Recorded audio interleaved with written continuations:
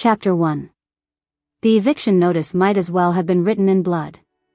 Clara Winters stared at the crisp white paper in her trembling hands, the words blurring as exhaustion made her eyes water. 30 days. $3,000. The numbers might as well have been 30 million for all the hope she had of scraping them together. Mommy? Sophie's small voice cut through the fog of panic. Why are you crying? Clara quickly wiped her eyes and forced a smile as she turned to face her 6-year-old daughter. Sophie stood in the doorway of their tiny kitchen, clutching her worn stuffed rabbit, those enormous brown eyes, so much like her father's, filled with concern that no child should have to feel. I'm not crying, baby. Just tired. The lie came easily now, after months of practice. Did you finish your homework? Sophie nodded solemnly. Mrs. Patterson says I'm the best reader in first grade. That's because you are brilliant. Clara folded the notice and shoved it into the junk drawer where it could join the overdue utility bills and final payment demands. She'd deal with reality later. Right now, she had exactly 43 minutes before she had to leave for her evening shift at the diner. The knock on the door made them both jump. I'll get it. Sophie raced toward the front door of their cramped apartment, but Clara caught her arm gently. Remember the rule? Never open the door without you. Sophie sighed dramatically. But it's probably just Lila. It was Lila, juggling a bag of Chinese takeout and wearing that determined expression that usually meant trouble. Clara's best friend since college pushed her way inside, took one look at Clara's face, and set the food on the coffee table. Okay, what happened now? Nothing happened. Clara Winters, you look like someone just told you Santa Claus was a serial killer. Spill. Sophie giggled at that, and the sound loosened something tight in Clara's chest. When was the last time she'd heard her daughter laugh? Really laugh, not the careful, polite sound she made when she thought Clara was watching. Can we eat first? Clara gestured toward the takeout. I have to work in an hour. Actually, no. Lila crossed her arms. You're not working tonight. Lila, I can't afford to. I already called Damien. Told him you had food poisoning. Lila held up a hand before Clara could protest. One of the regulars is covering your shift, and yes, she'll give you the tips. Clara sank onto their second-hand couch, suddenly too tired to argue. Why would you do that? Because you're going on a date. The words hit Clara like a physical blow. Absolutely not. Absolutely yes.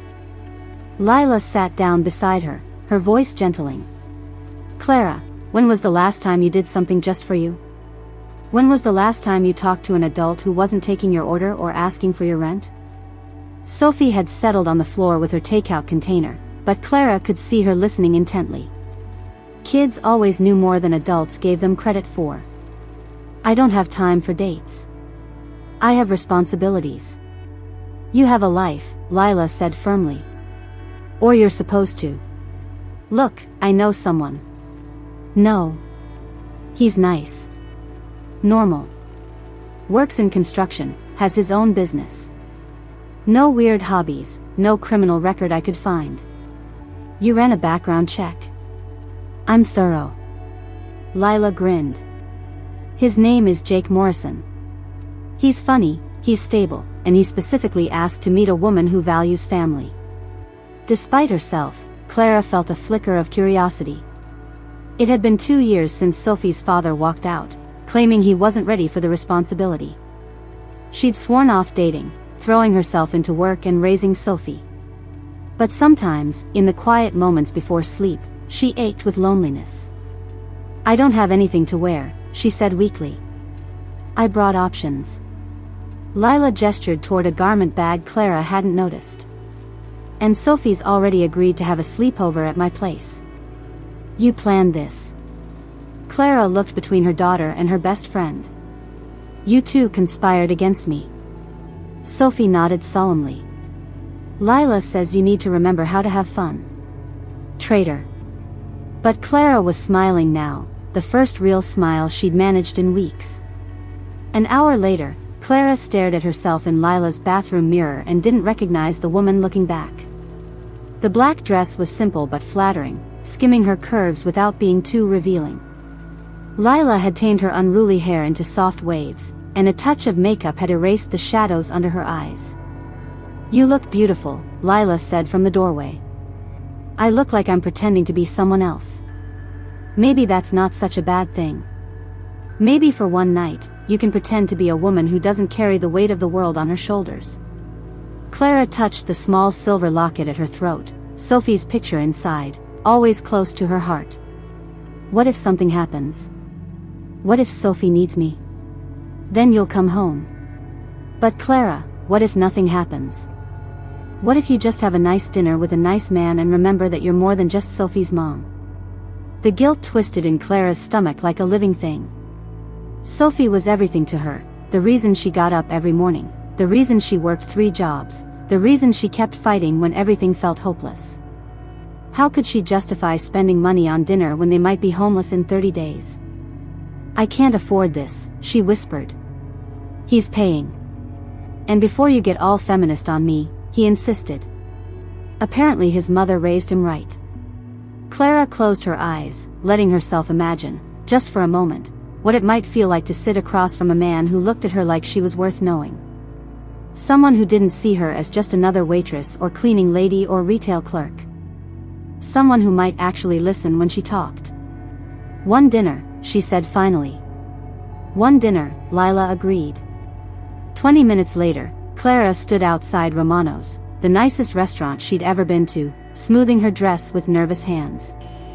Through the window, she could see couples at candlelit tables, laughing and talking like they didn't have a care in the world.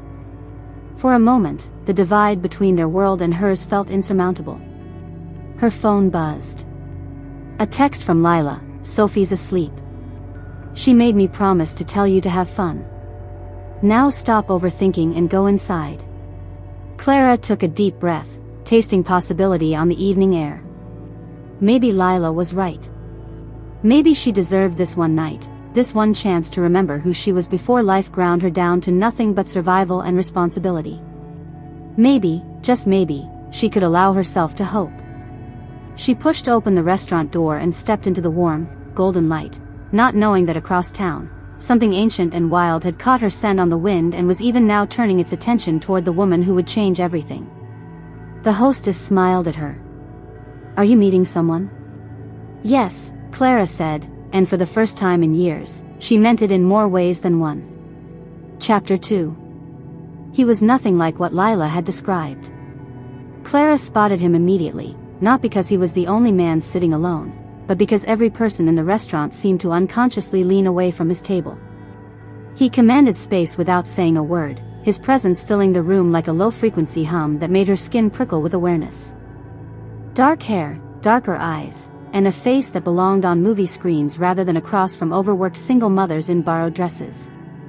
When he looked up and saw her, something flickered in those midnight eyes: surprise, recognition, hunger, gone so quickly she might have imagined it. He stood as she approached, and Clara realized Lila had failed to mention he was built like he could bench press a car. The hostess had said his name was Damien, but this man looked like he should be called something ancient and powerful. Something that required a title. "Clara?" His voice was warm honey over gravel, with just enough roughness to make her pulse skip. "You're even more beautiful than Lila described." Heat flooded her cheeks. "You must be Damien." "Just Damien." He pulled out her chair with old-fashioned courtesy that should have felt outdated but instead made her feel treasured. "I hope you don't mind, I took the liberty of ordering wine. But if you prefer something else." "Wine is perfect." She settled into her seat, hyper-aware of how close he was as he helped with her chair. He smelled like pine forests and something wilder, something that made her want to breathe deeper. As he returned to his seat, Clara caught the server watching them with barely concealed interest. The young woman's eyes lingered on Damien with a mixture of awe and nervousness that seemed disproportionate to the situation. "So," Clara said, desperate to break the tension crackling between them, "Lila mentioned you work in security?" Something shuddered in his expression. "Security consulting." Corporate protection, risk assessment. Nothing too exciting. The careful neutrality in his tone told Clara there was more to it, but she'd learned not to push when people deflected. Everyone had secrets. That sounds important. She accepted the wine he poured, grateful for something to do with her hands. Must be demanding work. It has its challenges. Damien studied her with an intensity that made her feel like a puzzle he was trying to solve. Lila tells me you're a single mother. Clara stiffened, waiting for the usual reaction: pity, discomfort, or worse, the assumption that she was looking for someone to rescue her. I am. My daughter Sophie is 6. She lifted her chin slightly. If that's a problem. It's not a problem. His interruption was gentle but firm. I think children are gifts. The fact that you're raising one on your own tells me you're stronger than most people I know. The sincerity in his voice caught her off guard. Clara had expected polite tolerance at best, not genuine respect. Most men run when they hear I have a daughter. Then they're idiots. Damien leaned forward, his attention completely focused on her. Tell me about her. For the next hour, Clara found herself talking about Sophie in ways she hadn't with anyone except Lila. Damien listened with genuine interest, asking thoughtful questions about Sophie's school, her favorite books, her dreams of becoming a veterinarian. He didn't check his phone once, didn't let his attention wander, didn't make Clara feel like she was monopolizing the conversation with mom talk. She sounds remarkable, he said when the server brought their entrees. Independent, like her mother. Sometimes too independent. She tries to take care of me instead of the other way around. Clara cut into her salmon, amazed at how natural this felt. Last week she tried to pack my lunch for work because she was worried I wasn't eating enough. Damien went very still. She takes care of you? She tries to. It's just been the two of us for a while now, and she's incredibly intuitive. Sometimes I think she knows how hard things are, even though I try to hide it. Something dangerous flashed in Damien's eyes. Her father? Left when she was 4. Said he wasn't ready for responsibility. Clara shrugged, aiming for casual and missing by miles. His loss. Completely his loss. The quiet fury in Damien's voice surprised her. Any man who walks away from his child is no man at all. The conviction in his words made Clara's chest tighten with unexpected emotion. She'd grown so used to explaining, justifying, making excuses for Lucas's abandonment that hearing someone simply validate her anger felt revolutionary. You sound like you speak from experience. Damien's expression darkened. My father wasn't exactly father of the year material. I learned early what kind of man I didn't want to be. There was pain there, carefully controlled but unmistakable. Clara found herself wanting to reach across the table, to offer comfort the way he'd somehow comforted her. I'm sorry. Don't be. It made me who I am. Damien seemed to shake off whatever shadows had crossed his mind. What about your family? Are they supportive? Clara laughed, but there was no humor in it. My parents weren't thrilled when I got pregnant young and unmarried. We don't talk much. They're lost too, then. The simple statement, delivered with such certainty, made Clara's throat tight. When was the last time someone had taken her side so completely, so instinctively? You barely know me, she said softly. I know enough. Damien's gaze held hers. I know you work 3 jobs to support your daughter. I know you're here instead of working because your best friend staged an intervention. I know you're probably calculating how much this meal costs and feeling guilty for enjoying yourself. Clara's fork froze halfway to her mouth. How could you possibly? Because I've been watching you. The way you looked at the prices on the menu. The way you keep checking your phone for messages from Lila. The way you're sitting like you're ready to bolt at any second. His voice gentled. You don't have to run, Clara. Not tonight. Something in his tone made her believe him, made her want to stay when every instinct screamed at her to protect herself. She'd learned the hard way that when things seemed too good to be true, they usually were.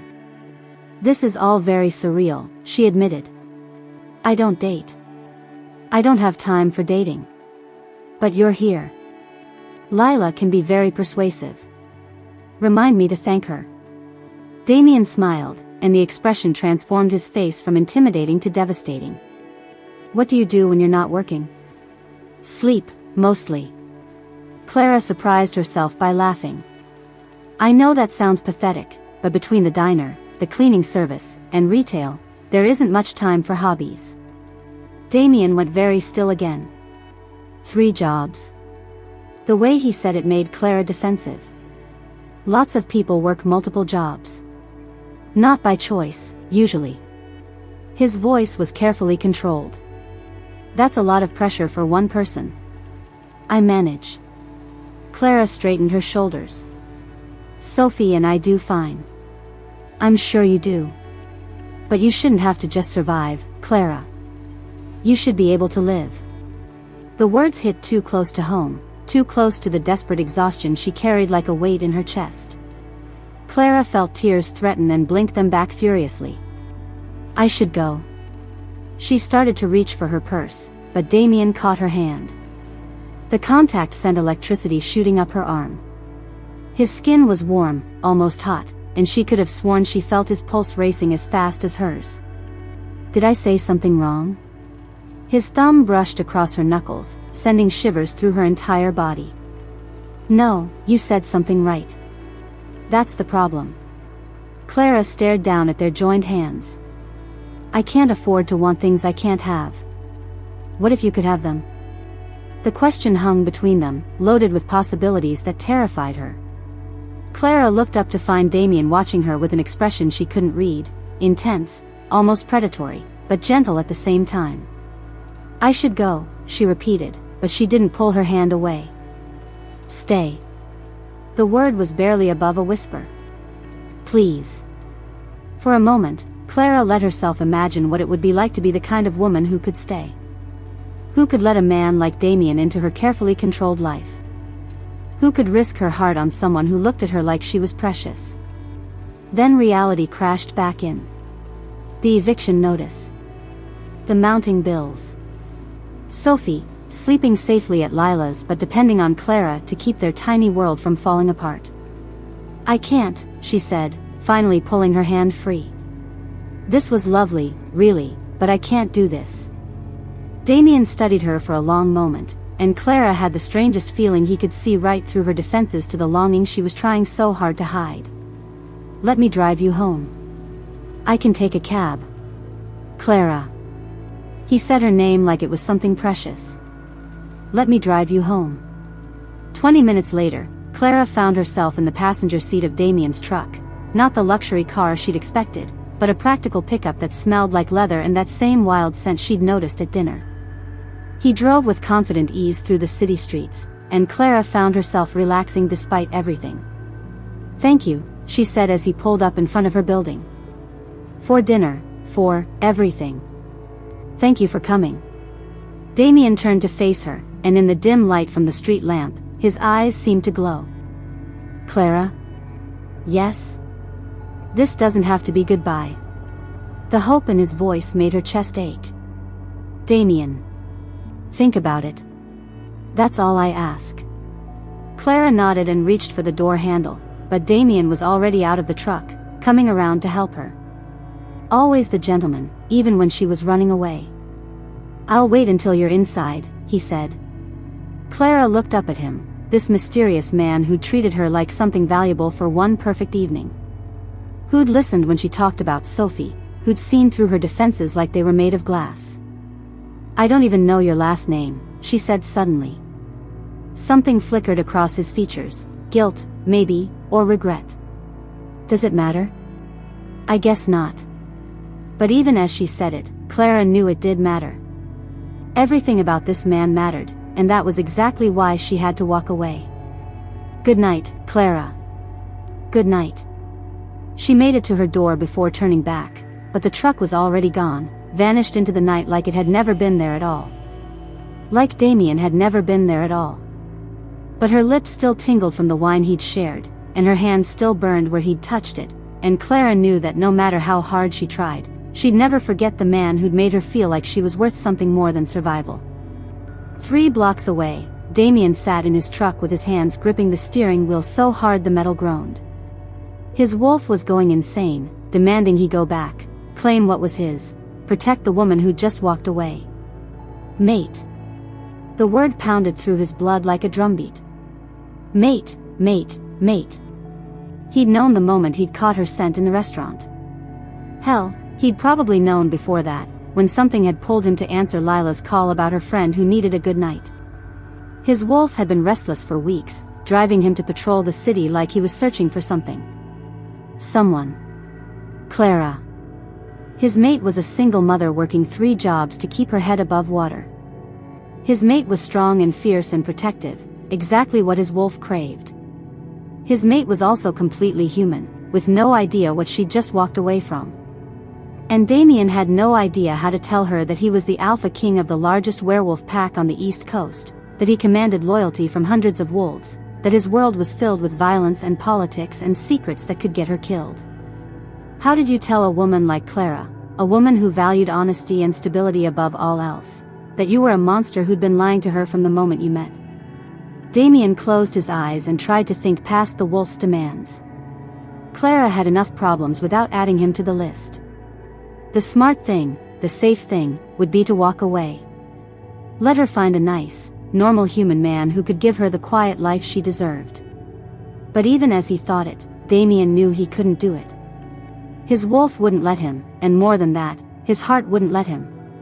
Clara Winters was his mate, and somehow, he was going to find a way to make her his without destroying everything she held dear. The question was how. Chapter 3. Clara was halfway up the stairs to her apartment when she turned around. The smart thing would be to go inside, check on her carefully balanced budget, and pretend the evening with Damien had never happened. The smart thing would be to focus on reality, the eviction notice, the mounting bills, the fact that she couldn't afford to complicate her life with a man who made her feel things she'd forgotten she could feel. But when had Clara ever been accused of being smart when it came to men? She found Damien leaning against his truck, staring up at her building like he was memorizing it. He straightened when he saw her approaching, and even in the dim streetlight, she could see the surprise on his face. "Forget something?" he asked.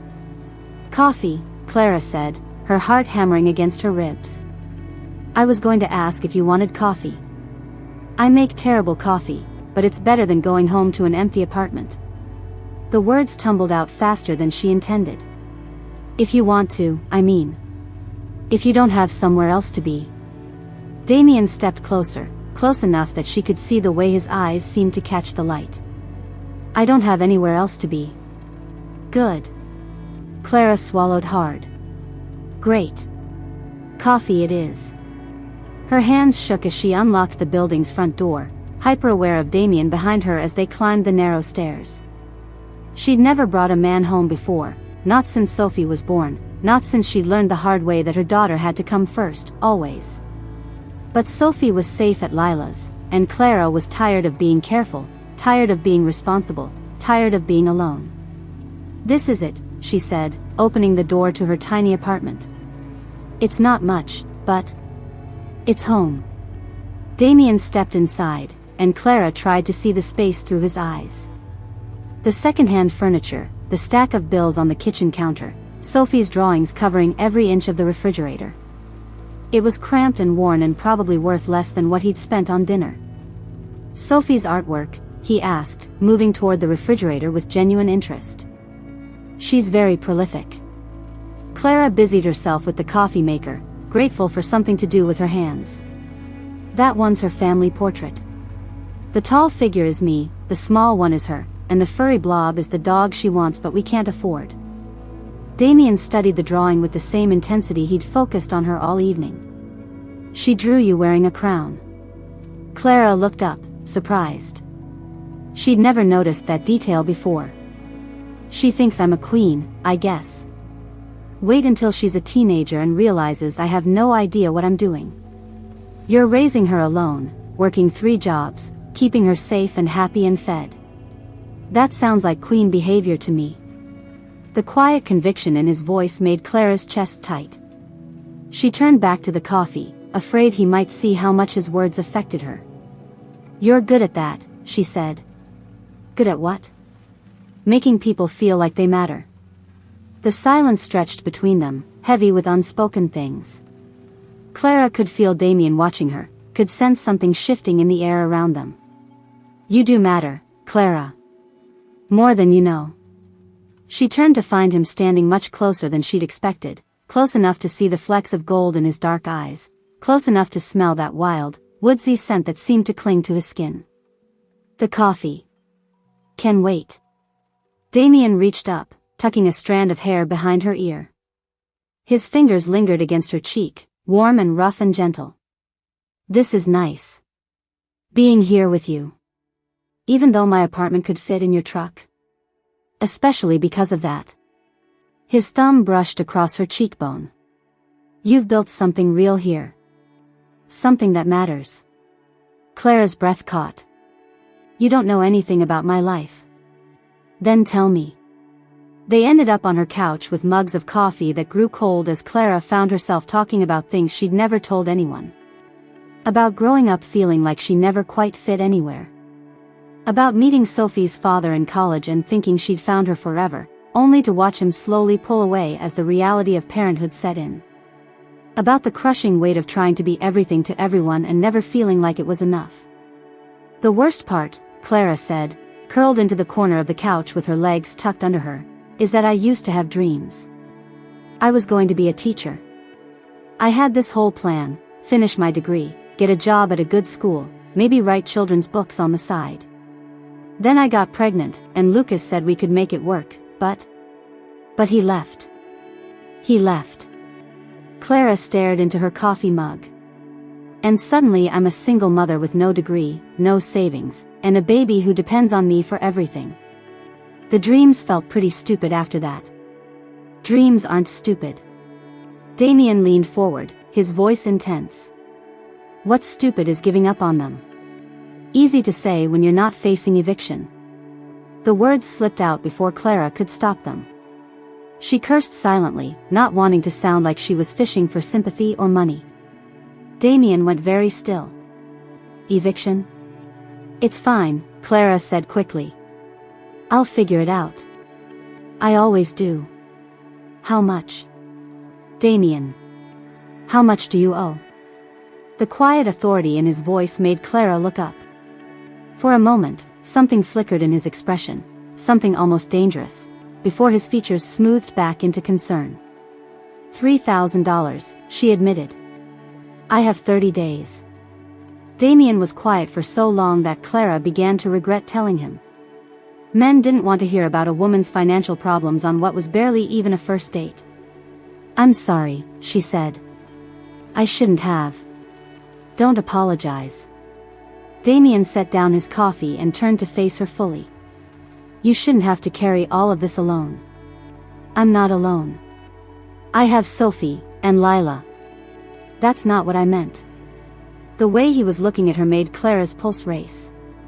Like she was something precious he wanted to protect. Like she was worth protecting. "Damien. Let me help." "No." Clara shook her head firmly. "I don't take charity." "It wouldn't be charity." Damien reached for her hand, lacing their fingers together. "It would be an investment." "In what?" "In us." The word hung between them, loaded with possibility and promise and a dozen kinds of hope Clara couldn't afford to feel. "There is no us," she said softly. "We just met." "Did we?" Damien's thumb traced patterns on her palm that made her shiver. "Because I feel like I've been looking for you my whole life." The confession was so raw, so honest, that Clara felt her carefully constructed walls begin to crumble. When was the last time someone had looked at her like Damien was looking at her now? Like she was the answer to a question he'd been asking forever? "You're dangerous," she whispered. "Only to people who threaten what's mine." The possessiveness in his voice should have alarmed her.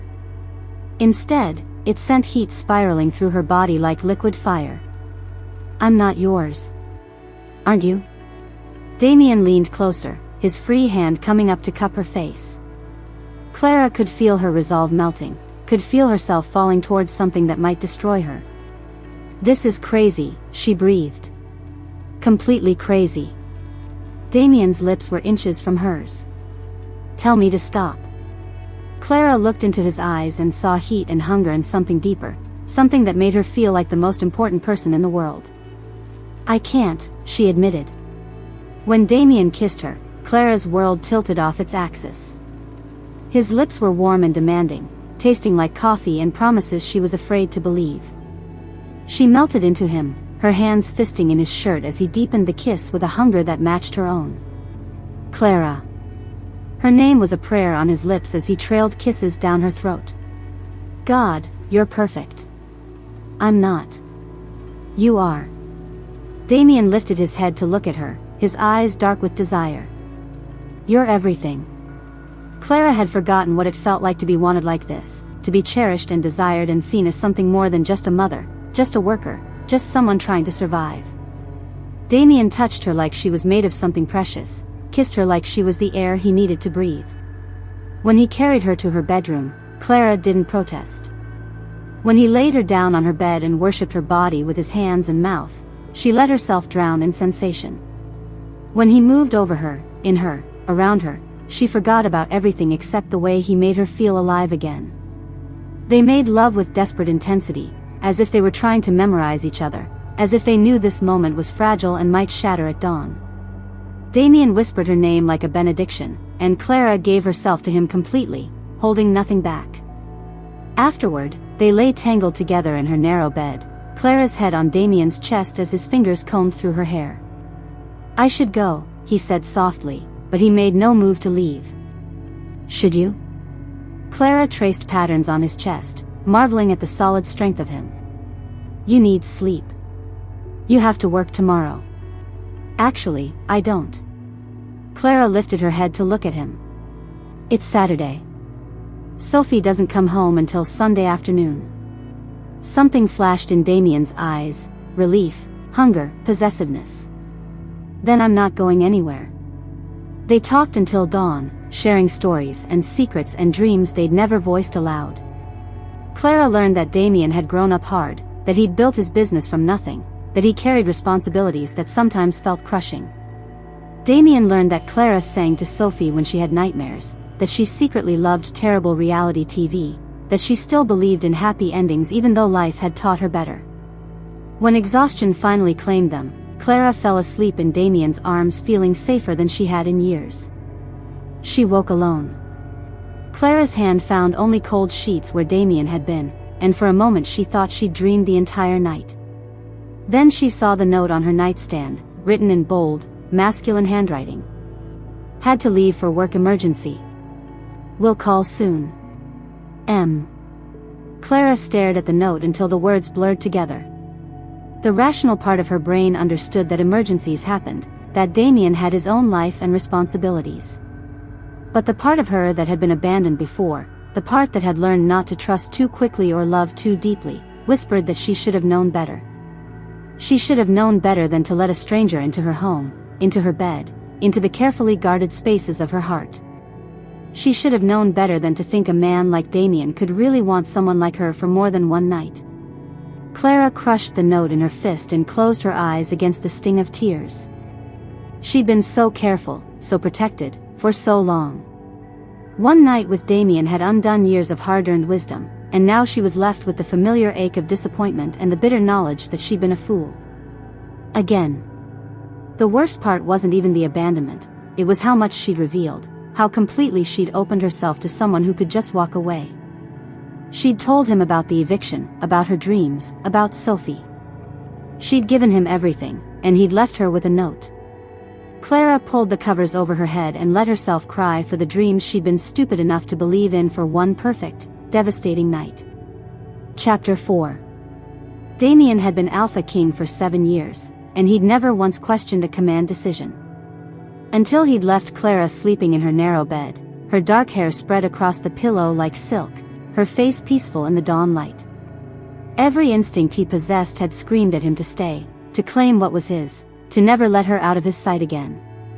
Instead, he'd written a note like a coward and walked away. The elevator to his penthouse climbed 43 floors, but it felt like falling into hell. Damien stared at his reflection in the polished steel doors.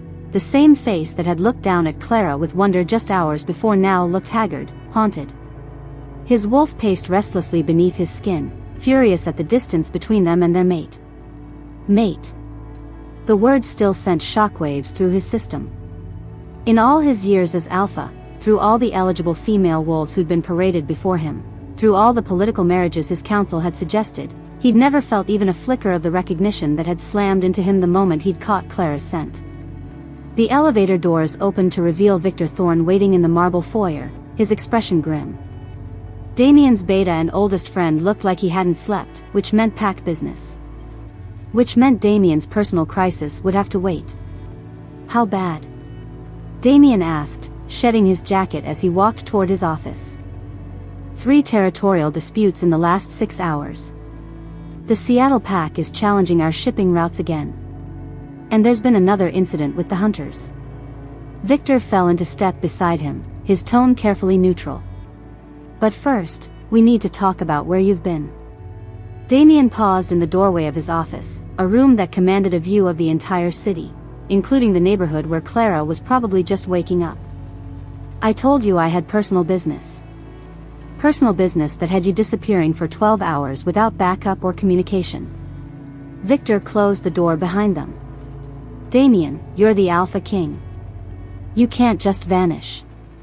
I can do whatever the hell I want. The words came out sharper than Damien intended, edged with the frustration of a wolf separated from his mate. Victor raised an eyebrow. Okay, what happened? And don't tell me nothing, because you smell like... He stopped, his nostrils flaring slightly. Jesus Christ, Damien. You smell like a woman. Drop it, Victor. I can't drop it. You disappeared last night, you come back smelling like sex and something else, something. Victor's eyes widened as understanding dawned. No. No, you didn't. Damien turned away, pouring himself 3 fingers of whiskey despite the early hour. Didn't what? Find her. Your mate. Victor sank into one of the leather chairs facing Damien's desk. A human. You found your mate, and she's human. The silence stretched between them, heavy with implications. Finally, Damien nodded. Fuck. Victor ran his hands through his hair. Okay. Okay, we can handle this. Who is she? What's her background? Please tell me she's at least wealthy, connected, someone who can handle our world. She's a single mother who works 3 jobs and is about to be evicted. Victor stared at him. You're joking. Do I look like I'm joking? Damien drained his whiskey in one swallow. Her name is Clara Winters. She has a 6-year-old daughter named Sophie. She's the strongest, most courageous woman I've ever met, and she has no idea what I am.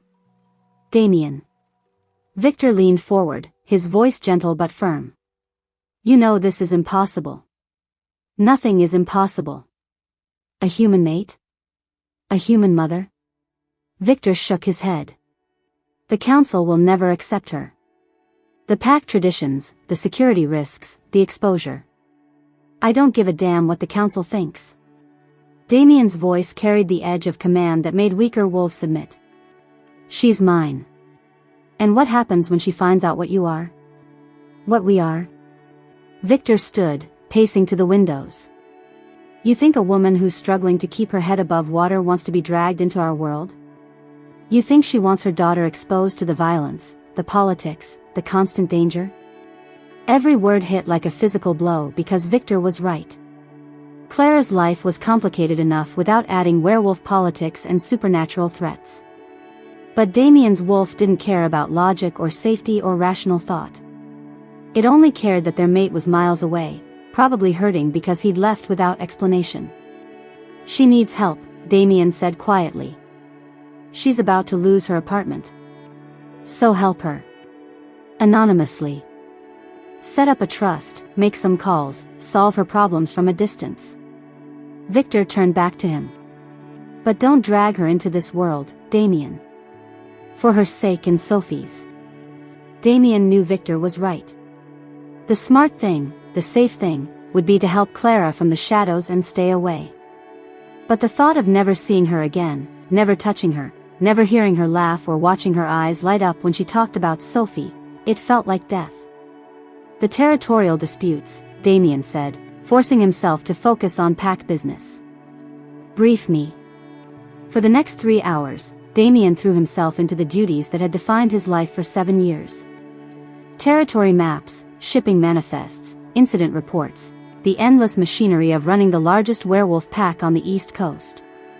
But even as he made decisions and issued orders, part of his mind remained focused on a tiny apartment across the city where his mate was waking up alone. By noon, he couldn't take it anymore. I need you to set something up, Damien told Victor as his beta prepared to leave for a meeting with the Seattle PAC's representatives. Anonymously. Victor sighed. What kind of something? A benefactor program. Corporate charity, community outreach, whatever you want to call it. Someone in Clara's building is going to receive assistance with their rent. Make it look random, make it look legitimate. Damien. $3,000. Today. Damien's tone brooked no argument. And Victor? Make sure it's untraceable. After Victor left, Damien stood at his windows looking out over the city. Somewhere down there, Clara was probably getting ready for work, probably worried about Sophie, probably trying not to think about the man who'd shared her bed and then disappeared like smoke. His phone buzzed with a text from an unknown number. This is Lila. Clara's friend. If you hurt her, I will destroy you. Just so we're clear. Damien almost smiled. Clara's friend was fierce, protective. Good. Clara deserved people who would fight for her. He was considering how to respond when Victor burst back into the office, his face pale. We have a problem. What now? I had our people run a background check on Clara, just routine security protocol. Victor held out a tablet. Her ex-husband, Ethan Hale. He's been in Los Angeles for the past 2 years, but he flew into the city this morning. Damien felt his blood turn to ice. What does he want? According to the flight manifest, he's booked through the weekend. But Damien, there's more. Victor pulled up another screen. He's been in contact with a family law attorney. This isn't a social visit. The words hit Damien like a physical blow. Someone was threatening Sophie, threatening Clara's little girl. His wolf went berserk, demanding action, demanding protection, demanding blood. Where is he now? We're tracking him. But Damien, think about this. You can't just... Can't what? Damien's voice was deadly quiet. Can't protect my mate and her daughter from a man who abandoned them? You can't reveal yourself. Not for this. Not without exposing everything. Damien stared at the photo of Ethan Hale on the screen, a weak-faced man with calculating eyes who'd walked away from the most precious things in the world. The urge to find him, to make him understand exactly what happened to men who threatened what belonged to Damien Nightshade, was almost overwhelming. But Victor was right. The supernatural world stayed hidden for good reasons. Exposure meant war, meant chaos, meant innocent people getting hurt. And Clara was innocent. Sophie was innocent. They didn't deserve to be dragged into a war between species. Get me everything, Damien said finally. Phone records, financial records, who he's working with, what he wants. Everything. Already on it. Damien turned back to the windows, his reflection ghost-like in the glass. Below, the city continued its relentless pace, unaware that somewhere in its maze of streets, a 6-year-old girl was about to face a crisis that could tear her world apart. And there was nothing her mother's mate could do to stop it without destroying them all. His phone rang, and Damien grabbed it without looking at the caller ID, hoping against hope that it might be Clara. Blackwood. Mr. Blackwood? This is Patricia Kim from Child Protective Services. The woman's voice was crisp, professional. I'm calling regarding Sophie Winters. Her father has filed for emergency custody, and we need to schedule a home visit with Ms. Chen as soon as possible. The phone creaked in Damien's grip. "I'm sorry, I think you have the wrong number. You're listed as an emergency contact on Sophie's school forms. Miss Chen listed you as her boyfriend?" Damien closed his eyes. Clara must have been desperate to put his name down, must have been trying to make their life look more stable on paper. The thought of her struggling, alone, trying to build a foundation for Sophie that would keep them together, made his chest tight with rage and protectiveness. "When?" he managed. "Tomorrow morning at 10. Ms. Chen has been notified." "Mr. Blackwood, I should tell you that these situations can be quite difficult. If there are any irregularities in the home environment, any signs of instability or inappropriate relationships." She let the threat hang in the air. Damien understood perfectly. Clara's ex-husband wasn't just seeking custody, he was trying to paint her as an unfit mother. And Damien, the mysterious boyfriend who'd appeared out of nowhere, was probably being positioned as evidence of Clara's poor judgment. "Ms. Kim," Damien said carefully, "what exactly has Mr. Torres alleged?" "I can't discuss the specifics, but he's raised concerns about Ms. Chen's living situation, her financial stability, and her recent associations. The home visit will allow us to assess Sophie's best interests." After the woman hung up, Damien stood frozen in his office, caught between the wolf's demand for action and the painful knowledge that any help he offered might only make things worse for Clara. Victor returned an hour later with a file thick enough to choke on. "Ethan Hale," he said, dropping it on Damien's desk. 32 years old, marketing executive, currently living in Los Angeles with his girlfriend of 18 months. No criminal record, but here's the interesting part, he's drowning in debt. Credit cards maxed out, behind on his car payments, facing bankruptcy. So why come back for Sophie now? His girlfriend is pregnant. Due in 3 months. Victor sat down heavily. "My guess? He's planning to use Sophie to get to Clara.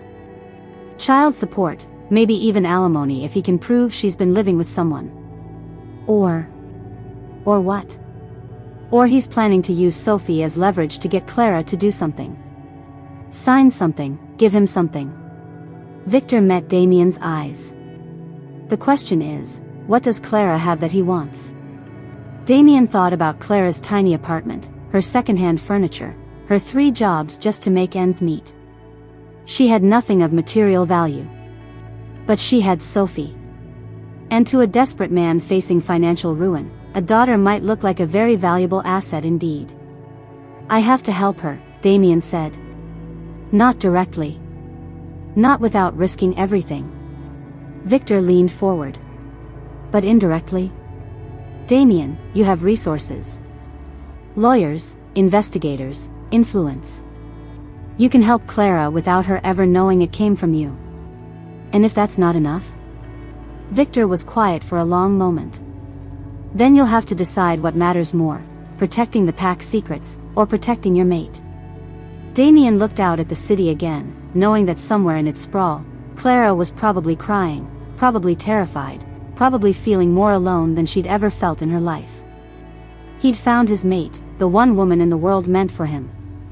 And he couldn't even tell her she wasn't alone. The Alpha King who commanded hundreds of wolves, who could buy and sell corporations with a phone call, who could level city blocks if he chose, was completely powerless to protect the 2 people who mattered most. But powerless or not, he was going to find a way. Because the alternative, losing Clara and Sophie to a man who'd already proven he didn't deserve them, was unthinkable. Even if it meant risking everything he'd spent his life building. Chapter 5. Clara knew something was wrong the moment she saw Mrs. Patterson's face. Sophie's first-grade teacher stood in the hallway outside the classroom, wringing her hands and wearing the expression of someone who'd rather be anywhere else in the world. When she spotted Clara hurrying down the corridor, relief and anxiety warred across her features. "Miss Chen, thank goodness you're here." Mrs. Patterson glanced nervously toward the classroom door. "There's been a situation." Clara's blood turned to ice. "Is Sophie hurt? Is she sick?" No, she's fine. She's in the classroom working on her reading." "But..." Mrs. Patterson lowered her voice. "Sophie's father is here." He's in the principal's office with a lawyer, and they're asking to take Sophie with them. The hallway tilted around Clara like the deck of a sinking ship. That's impossible. Ethan doesn't have custody rights. He gave them up when. They have papers, Clara. Principal Rodriguez appeared beside them, his usually warm demeanor replaced by professional caution. Court documents. We can't release Sophie to you until this is sorted out, but we also can't let her leave with them without your consent. Clara's legs went weak. 2 years. Ethan had been gone for 2 years without so much as a birthday card, and now he wanted Sophie back. Where is he? Clara, maybe you should call a lawyer first. Where is he? Principal Rodriguez sighed. Conference room B. Clara had imagined this moment countless times over the past 2 years, what she would say to Ethan if she ever saw him again, how she would make him understand the damage he'd done by walking away. In her fantasies, she was composed, dignified, untouchable. In reality, her hands shook as she pushed open the conference room door, and her voice came out as barely more than a whisper. Hello, Ethan. He looked exactly the same, sandy brown hair, weak chin, those pale blue eyes that had once seemed sensitive but now just looked calculating. He sat at the conference table in an expensive suit Clara knew he couldn't afford, flanked by a sharp-faced woman in her 50s who radiated predatory competence. Clara. Ethan stood, attempting a smile that didn't reach his eyes. You look good. Motherhood agrees with you. The casual tone, as if they were old friends running into each other at a coffee shop, made Clara's temper flare. What do you want, Ethan? I want my daughter. He gestured to the chair across from him. Why don't you sit down? Ms. Hartwell and I would like to discuss Sophie's future. I'm Margaret Hartwell, the lawyer said, her voice crisp and cold. I represent Mr. Torres in this matter. Ms. Chen, your ex-husband has some very serious concerns about his daughter's welfare. Clara remained standing, her hands clenched into fists at her sides. Sophie is fine. She's happy, healthy, and loved. Something she never was when you were around. Is she? Ethan's voice carried a note of fake concern that made Clara's skin crawl. Because from what I understand, you're working 3 jobs just to keep a roof over her head. You're facing eviction. And now you're shacking up with strange men and leaving Sophie with babysitters all night. The blood drained from Clara's face. How could he possibly know about Damien? About the eviction notice? I don't know what you're talking about. Really? Ms. Hartwell slid a manila folder across the table. Because we have documentation of your lifestyle choices. Photos of you leaving your apartment building at night in inappropriate clothing. Records of your financial instability. Witness statements about your recent male companion. Clara's hands shook as she opened the folder. The photos were grainy but unmistakable, her leaving for her date with Damien, her returning home with him leaving the next morning. Someone had been watching her, documenting her private moments like evidence in a crime. You had me followed. I had my daughter's welfare investigated, Ethan corrected. Clara, I know you're trying your best, but Sophie deserves better than this. She deserves stability, security, a real family. She has a real family. She has me. A mother who works 3 jobs and can't pay the rent? A mother who brings strange men home and leaves her daughter with friends overnight? Ethan leaned forward, his voice taking on that reasonable tone she remembered from their fights. Clara, be realistic. What kind of life is that for a 6-year-old? It's an honest life. It's a life where she's wanted and loved, not abandoned the moment things get difficult. I made a mistake, Ethan said, and for a moment his mask slipped enough to show something that might have been genuine regret. I was young, scared, overwhelmed. But I've grown up, Clara. I have a good job now, a stable relationship. Jessica and I can give Sophie everything, a big house, private school, a college fund. Everything you can't provide. The name hit Clara like a slap. Jessica? My fiancée. She's wonderful with children, and she's excited about being Sophie's stepmother. Ethan's smile was poison wrapped in silk. We're expecting our own child in a few months, so Sophie would have a little brother or sister.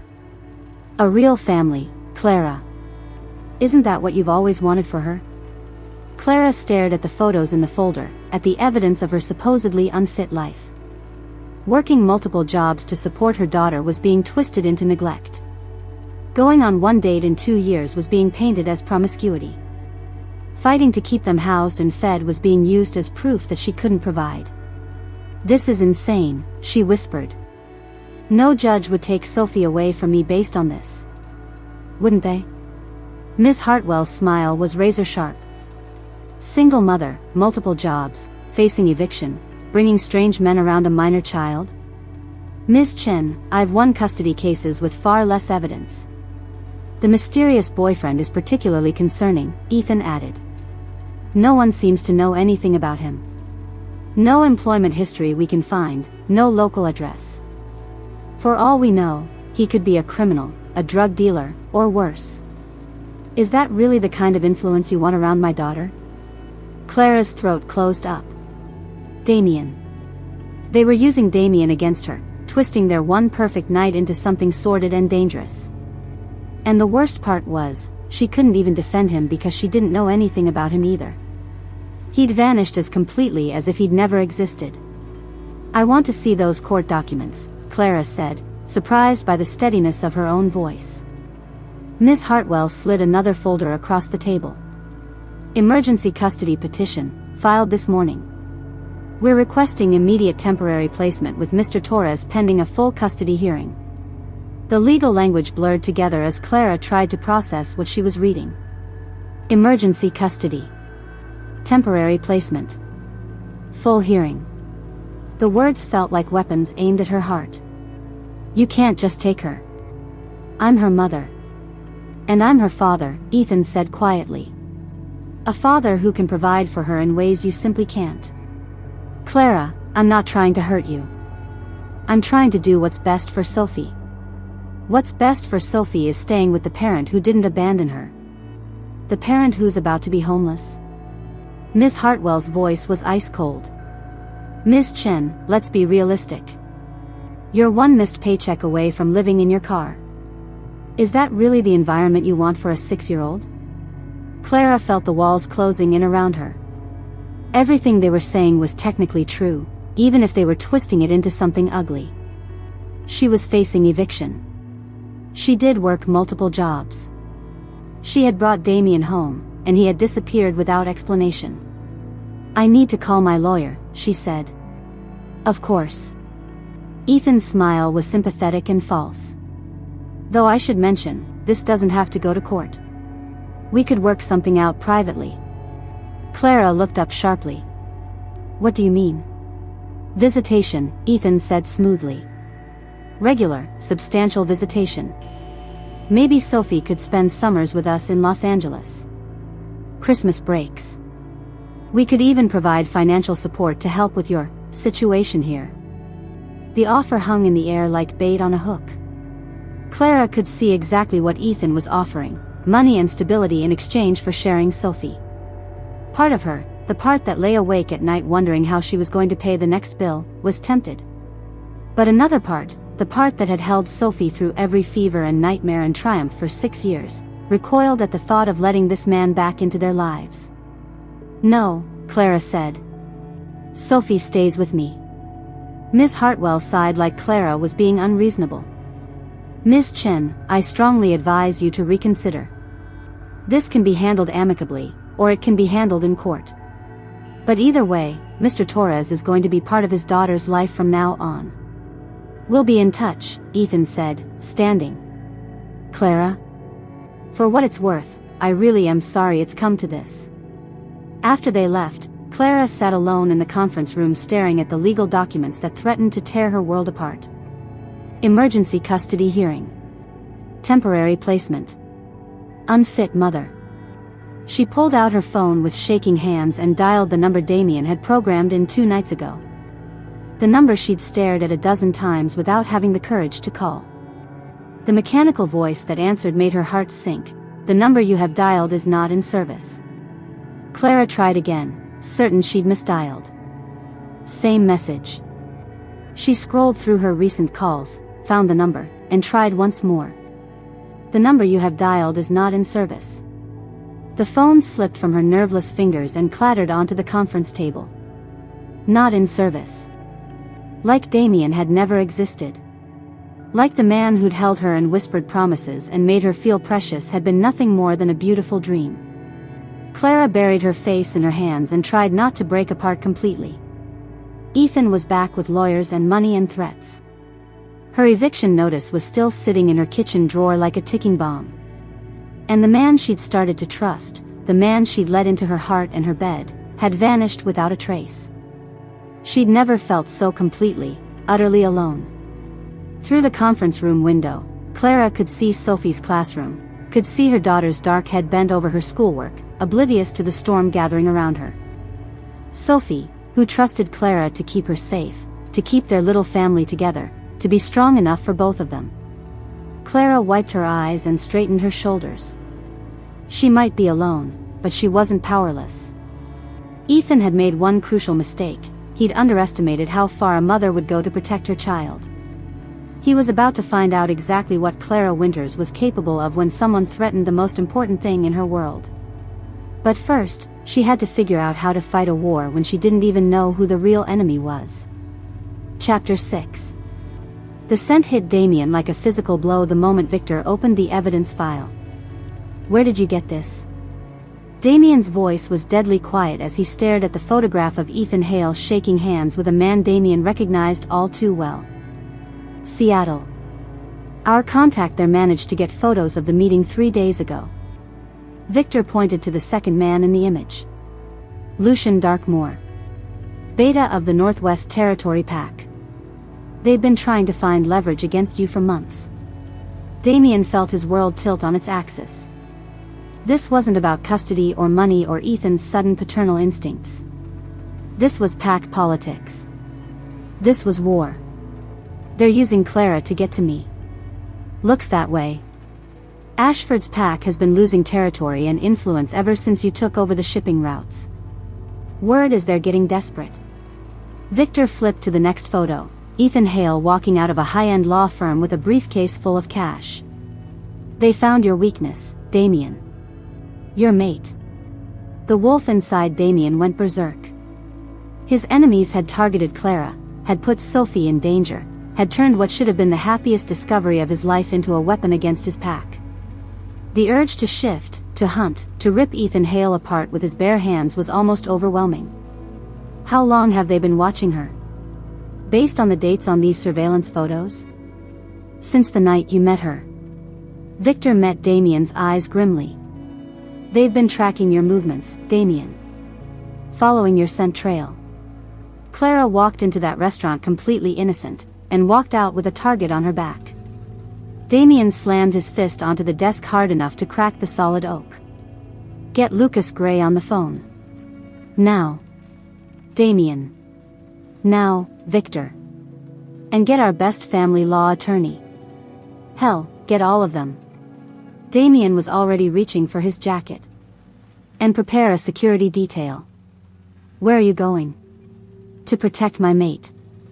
20 minutes later, Damien stood outside Clara's apartment building with his heart hammering against his ribs and Lucas Gray, the most ruthless family attorney on the East Coast, beside him.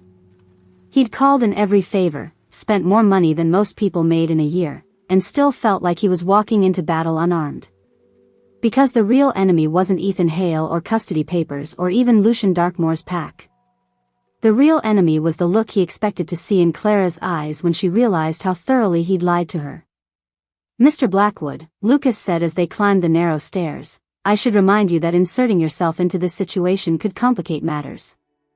If Miss Chen's ex-husband's attorney discovers your resources, they could argue that your involvement proves their point about inappropriate relationships. Let them try. Damien's voice carried the authority of an alpha who'd never lost a battle. Just make sure Sophie stays with her mother. Clara answered the door on the second knock, and the sight of her nearly brought Damien to his knees. Her eyes were red-rimmed from crying, her face pale with exhaustion, and she looked so fragile that his wolf wanted to wrap her up and never let anything hurt her again. Damien. She said his name like she wasn't sure he was real. What are you doing here? I came to help.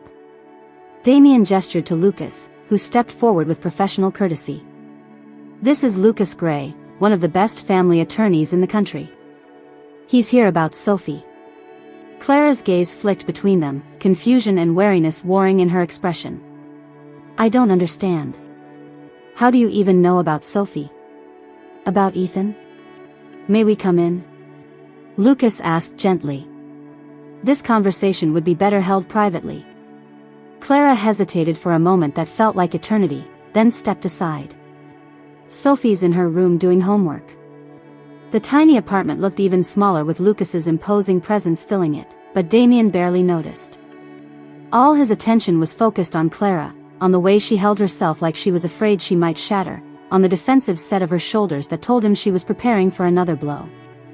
Ms. Chen, Lucas began, settling his briefcase on the coffee table. I understand you received custody papers today. How could you possibly know that? Clara's voice was sharp with suspicion.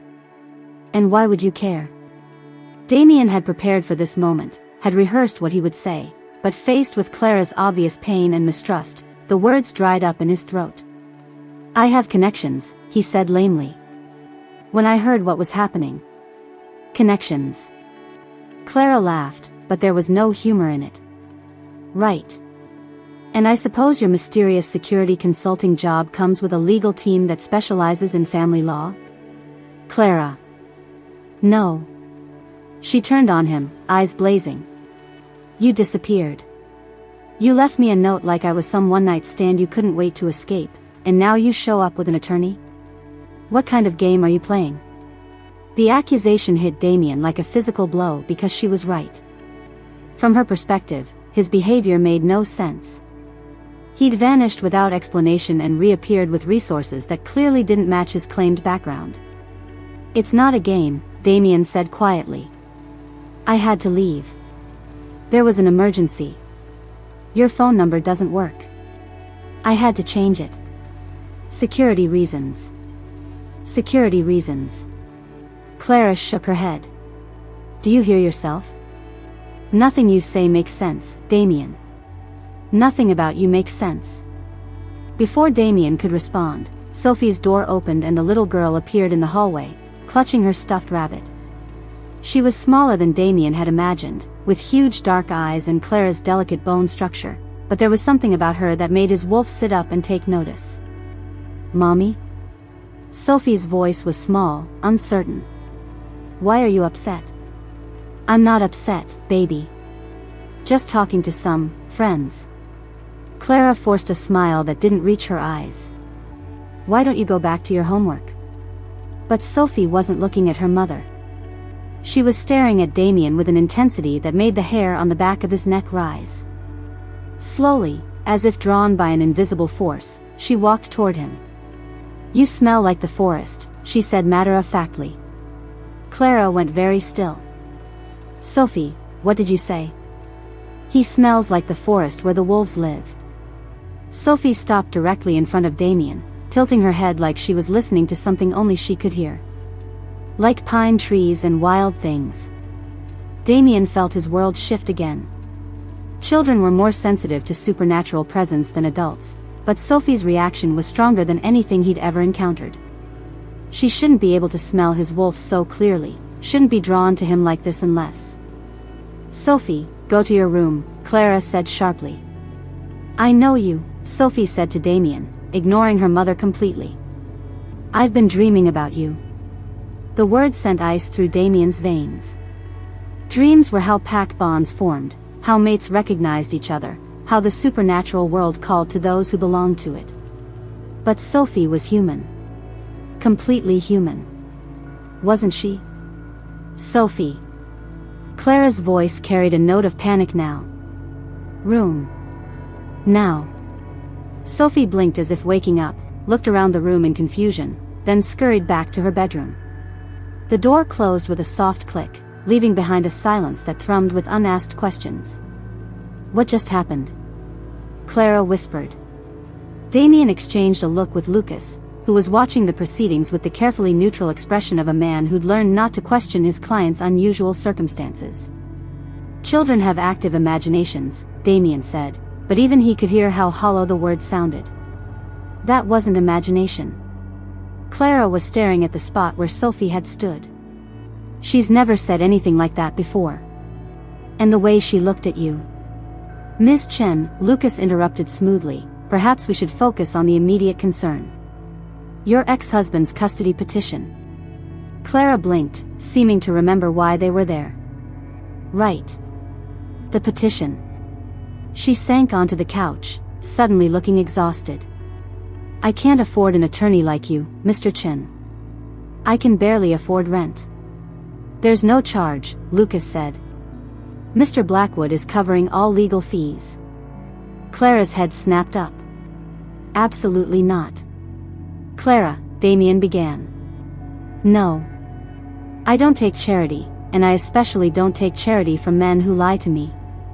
Clara stood, crossing her arms defensively. I don't know who you really are, Damien, but security consultants don't have lawyers like him on speed dial. Damien felt the trap closing around him. Every answer he gave would lead to more questions he couldn't truthfully answer without revealing the supernatural world. But Clara deserved the truth, deserved to understand why he'd left, why he was back, why her daughter had just recognized his wolf nature without any explanation. You're right, he said finally. I'm not just a security consultant. Then what are you? Damien met her eyes, seeing the hurt and suspicion there, knowing that his next words would either save them or destroy any chance they had at a future together. I'm wealthy, Clara. Very wealthy. The security consulting is just one of my businesses. How wealthy? Wealthy enough that Ethan Hale and his threats don't scare me.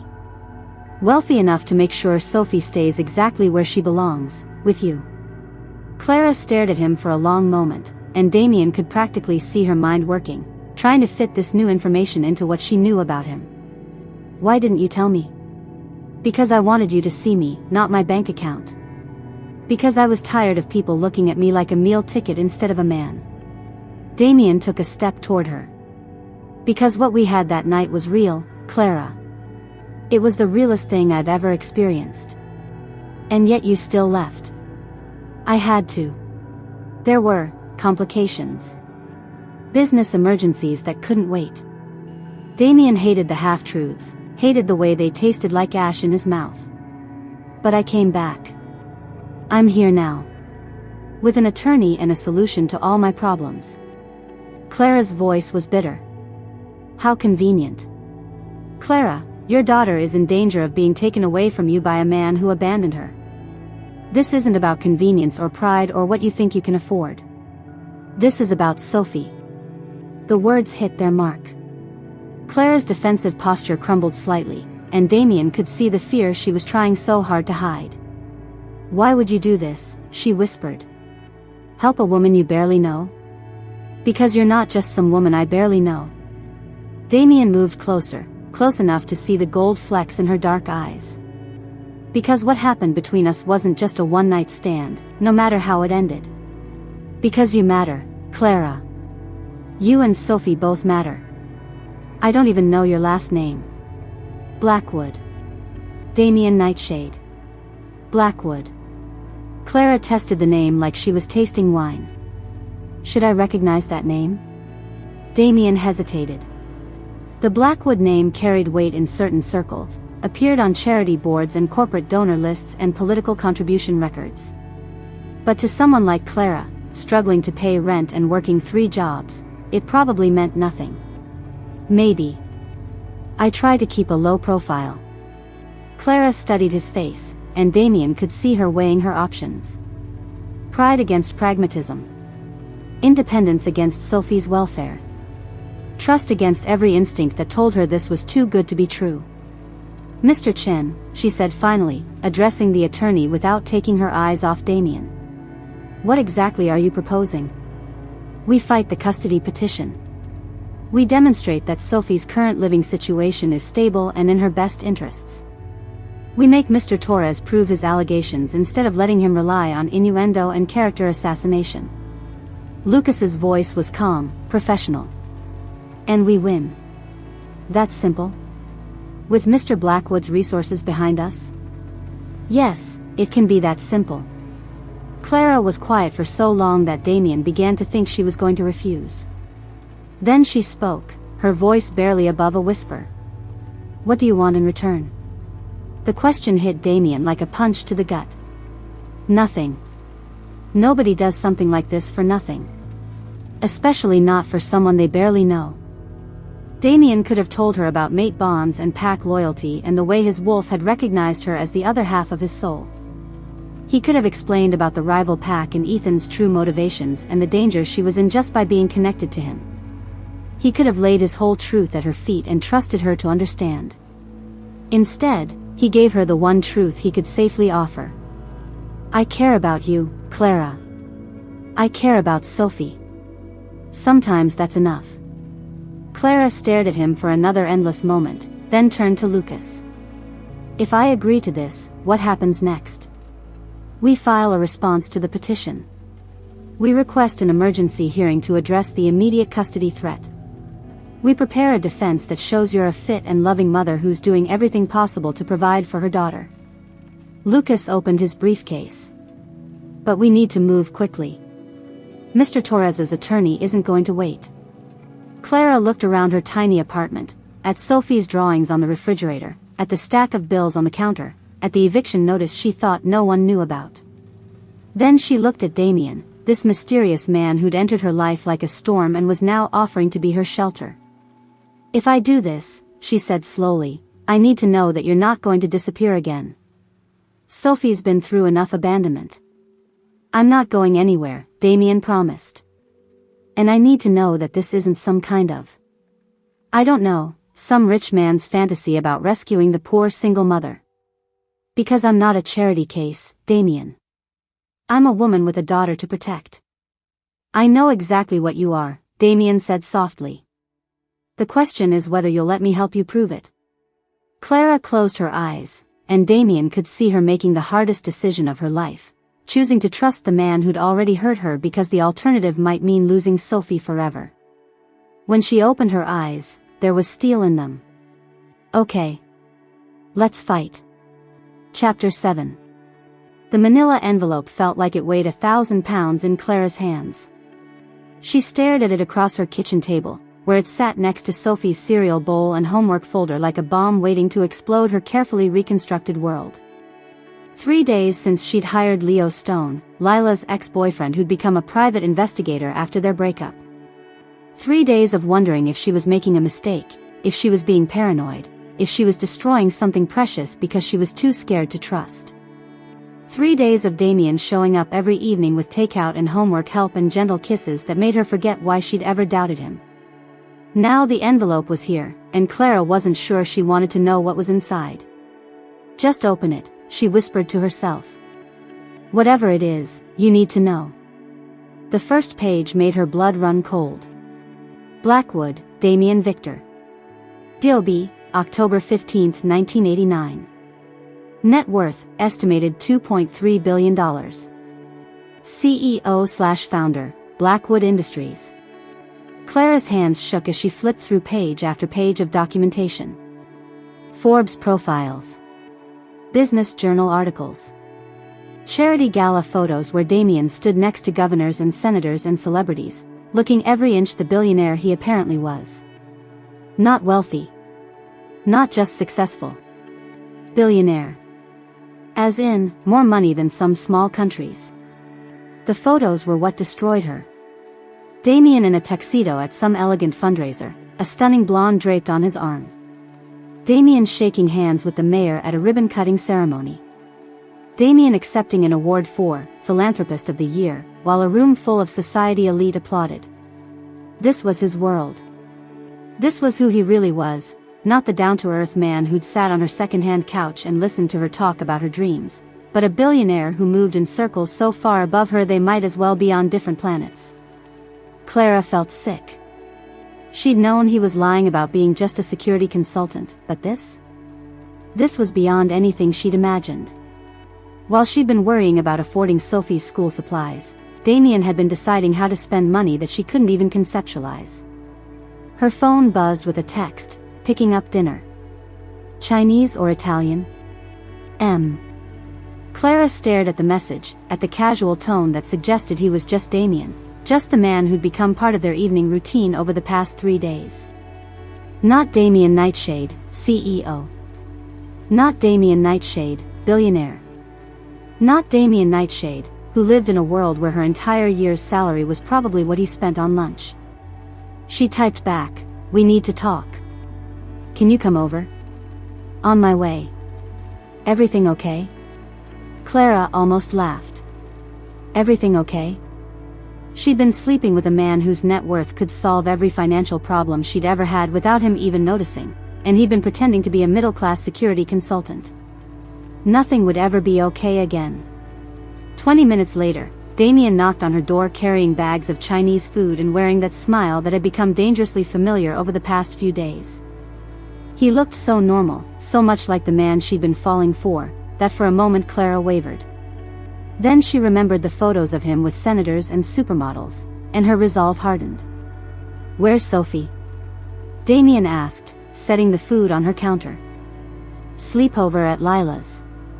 Clara gestured toward the kitchen table where the investigator's report lay spread out like evidence at a crime scene. "We need to talk." Damien froze when he saw the papers. Even from across the room, Clara could see the color drain from his face. "Clara." Damien Nightshade. She said his full name like an accusation. CEO and founder of Blackwood Industries. Net worth estimated at $2.3 billion. Philanthropist of the Year. Regular attendee at political fundraisers and charity galas. She picked up one of the photos. "This is you shaking hands with Senator Williams at some $5,000 plate dinner. Last month." Damien didn't move, didn't speak. He just stood there looking like a man facing execution. "Security consultant," Clara continued, her voice getting sharper. "That's what you told me, right? Just a regular guy who does risk assessment for corporations. Nothing too exciting." "Clara, let me explain." "Explain what?" "How you've been lying to me from the moment we met. How you've been playing some kind of twisted game, pretending to be normal while you're actually one of the richest men in the country." Clara threw the photo down so hard it scattered across the table. "Explain how you sat on my couch and listened to me worry about rent when you could buy my entire building without thinking about it. It wasn't a game." Damien stepped toward her, his hands raised like he was approaching a wounded animal. "Clara, please, just listen." "No, you listen." Clara backed away, putting the table between them. "I trusted you. I let you into my home, my life, my daughter's life. I let you convince me to accept help from your lawyer, to let you fight my battles, and the whole time you were lying about who you are."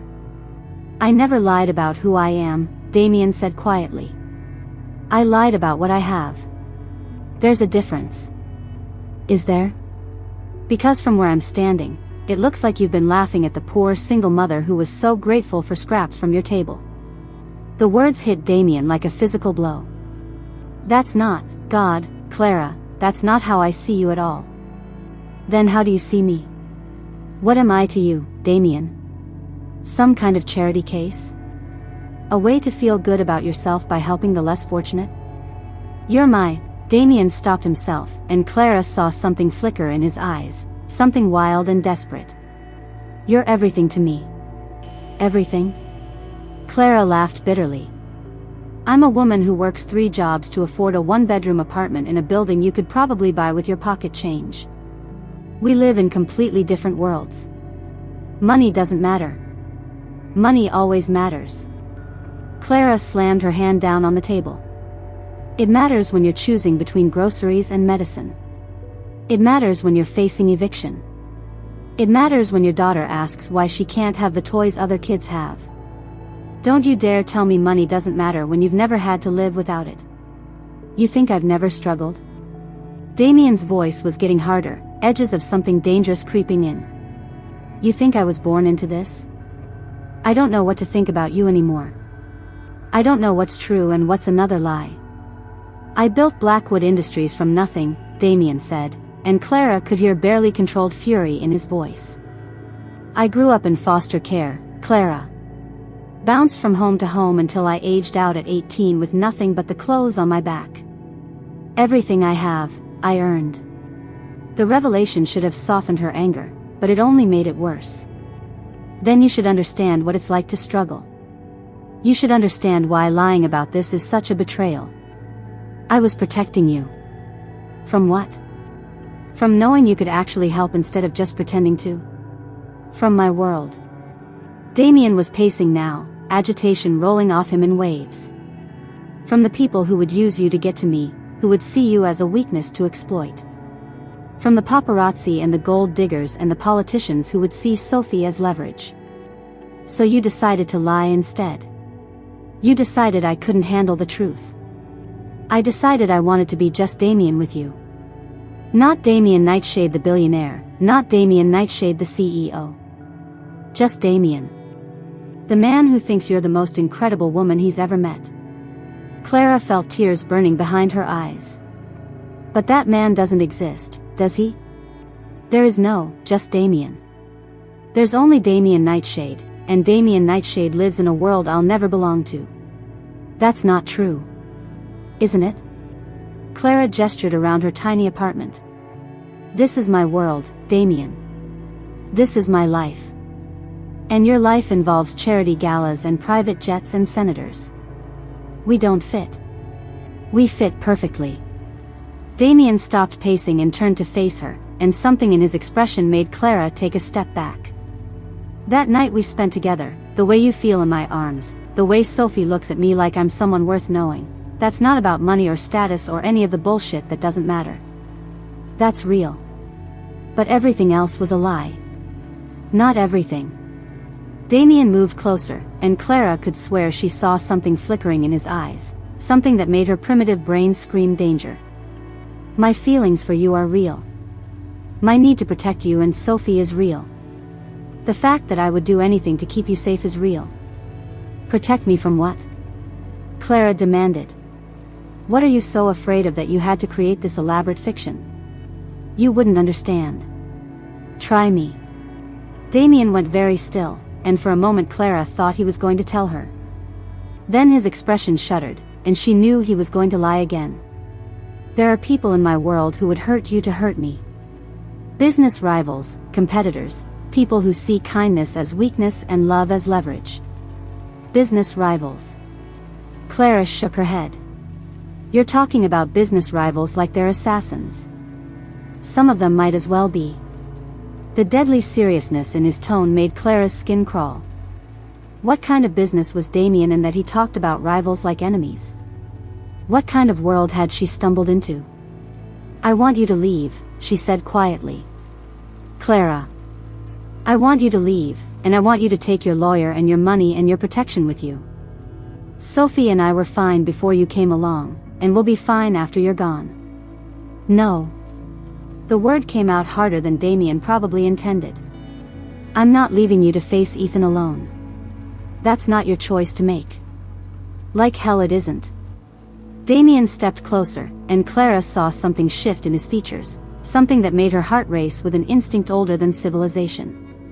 I'm not letting anyone hurt you or Sophie. Not Ethan, not his lawyers, not anyone. You don't get to decide that. You don't get to control my life just because you have money. This isn't about money.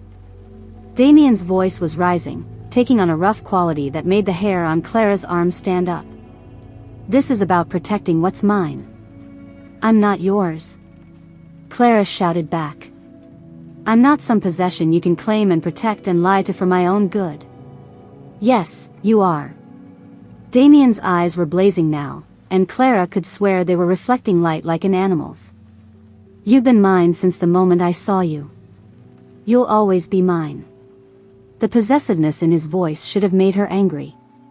Instead, it sent a chill down her spine that had nothing to do with fear and everything to do with the way Damien was looking at her, like a predator that had just decided to stop pretending to be tame. Get out, Clara whispered. No. Damien was breathing hard now, his hands clenched into fists at his sides. I'm not leaving you. I can't leave you. Get out. I said no. Damien's voice cracked like a whip through the apartment, and something impossible happened. For just a moment, less than a heartbeat, his features shifted. His eyes flashed gold, his teeth lengthened into something sharp and wild, and Clara could swear she saw his fingernails extend into claws. Then he was just Damien again, staring at her with horror and something that looked like despair. Clara pressed herself against the wall, her heart hammering so hard she thought it might burst. What? How did you? What are you? Damien took a step toward her, and Clara flinched. Clara, I can explain. Stay away from me. Her voice was shaking, barely audible. Just stay away. Please, let me. What are you? Clara whispered again. What are you really? Damien looked at her with the expression of a man who'd just lost everything. Someone who loves you. That's not an answer. It's the only answer that matters. Clara stared at him, this man she'd thought she was falling in love with, this stranger who'd just done something that defied every law of nature she knew. Her mind was reeling, trying to process what she'd seen, trying to convince herself it had been a trick of the light or stress or exhaustion. But she knew what she'd seen. She knew it was impossible, but she knew it was real. I'm going crazy, she said softly. I'm having a breakdown. That's the only explanation. You're not crazy. Damien's voice was gentle now, carefully controlled. You're not having a breakdown. You saw exactly what you think you saw. That's impossible. A lot of things are impossible. That doesn't make them less real. Clara slid down the wall until she was sitting on the floor, her knees drawn up to her chest. This isn't happening. People don't just change. Not like that. Clara. Don't. She held up a shaking hand. Don't come near me. Don't touch me. Just don't. Damien stood frozen in the middle of her kitchen, looking like he wanted to go to her but knowing that any movement might shatter what was left of her composure. I need you to leave, Clara said without looking at him. I need time to think. I need to figure out if I'm losing my mind or if the world just stopped making sense. I can't leave you like this. You can and you will. Clara finally looked up at him, and Damien flinched at the fear in her eyes. Because if you don't, I'm going to call the police and tell them that the man who's been helping with my custody case just... I don't even know what to call what you just did. Damien was quiet for a long moment. Then he nodded slowly. Okay. I'll go. But Clara? This conversation isn't over. There are things you need to know, things that affect Sophie's safety. I'll give you tonight to process this, but tomorrow we're going to talk. Really talk. About what? About why Ethan really came back. About who sent him. About why Sophie reacted to me the way she did. Damien moved toward the door, then paused. And about what I am, and what that means for all of us. After he left, Clara sat on her kitchen floor staring at the investigator's report scattered across her table. Damien Nightshade, billionaire. Damien Nightshade, CEO. Damien Nightshade, who apparently could do things that shouldn't be possible. Clara buried her face in her hands and wondered if insanity was hereditary, because clearly she was losing her mind. Either that, or the man she was falling in love with wasn't entirely human. And Clara wasn't sure which possibility terrified her more. Chapter 8. Clara was still sitting on her kitchen floor when the impossible happened again. She'd been staring at the wall for 3 hours, trying to convince herself that stress and exhaustion had made her hallucinate Damien's transformation. People didn't just shift into something else. It was impossible. It was insane. It was. The sound that came from outside her window made every hair on her body stand up. It was a howl. Deep, mournful, and so close it seemed to vibrate through the walls of her apartment. Clara scrambled to her feet and peered through the blinds, expecting to see a stray dog in the alley below. Instead, she saw Damien. He stood in the narrow space between her building and the next, his head tilted back toward her window, and even 3 stories up Clara could see the golden glow of his eyes in the darkness. As she watched, frozen with terror and fascination, he howled again, a sound of pure anguish that made her chest ache. Then he was gone, melting into the shadows like he'd never been there at all. Clara sank onto her couch and buried her face in her hands. She wasn't hallucinating. Whatever Damien was, whatever she'd witnessed, it was real. And that terrified her more than any custody battle or financial crisis ever could. Her phone rang at exactly midnight, Damien's name flashing on the screen. "I told you I needed time," Clara said without preamble. "Sophie's in danger." The words hit Clara like ice water. "What do you mean?" "Pack up whatever you need. I'm coming to get you. We have to go somewhere safe." "Damien, you're scaring me." "Good. You should be scared." His voice was tight with barely controlled fury. "Ethan isn't working alone, Clara.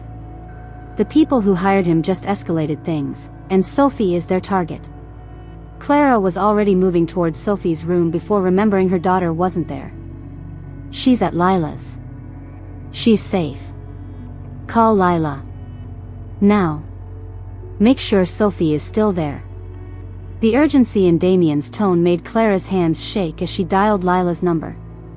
It rang once, twice, 3 times before going to voicemail.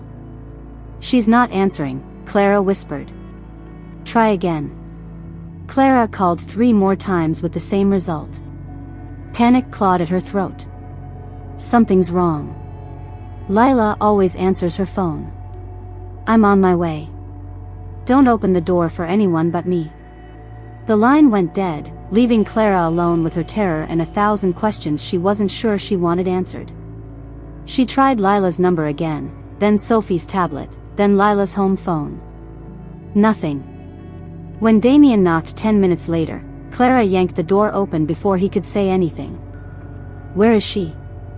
Clara demanded. "Where's my daughter?" Damien stepped inside, and Clara saw he had company, a tall man with steel gray hair and eyes like winter. "This is Victor, my second-in-command," Damien said. "Victor, tell her." Victor's expression was grim. "We have surveillance footage from Lila's building. 3 men entered at 11:30 p.m. They left 20 minutes later with Lila and Sophie." Clara's legs gave out. Damien caught her before she hit the floor, his arms strong and warm around her. "They have Sophie," she whispered. "Oh God, they have my baby." "We're going to get her back," Damien said fiercely. "I promise you, Clara. We will get her back." "Who are they? What do they want?" Damien exchanged a look with Victor, and Clara saw resignation in his features. "Sit down," Damien said gently. "Because what I'm about to tell you is going to sound impossible." Clara let him guide her to the couch, her mind reeling. "More impossible than what I saw earlier?" "Much more impossible." Damien sat beside her, taking her hands in his. "Clara, there's a world that exists alongside yours. A world of creatures you've been taught don't exist. Werewolves, for one. Werewolves." Clara said the word like she was testing its weight. "You're telling me werewolves are real?" "I'm telling you that I'm real. That what you saw earlier was me losing control of my wolf." Damien's grip on her hands tightened. "I'm the alpha king of the largest pack on the East Coast. I command over 300 wolves." Clara stared at him. A week ago, the most supernatural thing in her life had been Sophie's imaginary friend. Now the man she was falling in love with was claiming to be the king of werewolves. "Prove it," she said quietly. "Clara. If you want me to believe this, prove it. Show me." Damien was very still for a moment. Then he stood and stepped back, giving himself space. Clara watched as he closed his eyes and took a deep breath. The change was gradual this time, controlled. His features sharpened, becoming more angular. His eyes flashed gold and stayed that way. His hands extended into claws, and when he smiled, Clara saw Fangs. But he was still recognizably Damien. Still the man who'd held her and made her feel precious. "This is what I am," he said, and his voice carried a rough quality that raised goosebumps on Clara's arms. Not completely human, but not completely wolf either. Something in between. Clara found her voice. "Change back." Damien closed his eyes again, and slowly his features returned to normal. When he opened his eyes, they were the dark brown she'd fallen in love with. "The people who hired Ethan are from a rival pack," Damien continued, sitting back down. "They've been looking for leverage against me, ways to force me to give up territory or step down from leadership.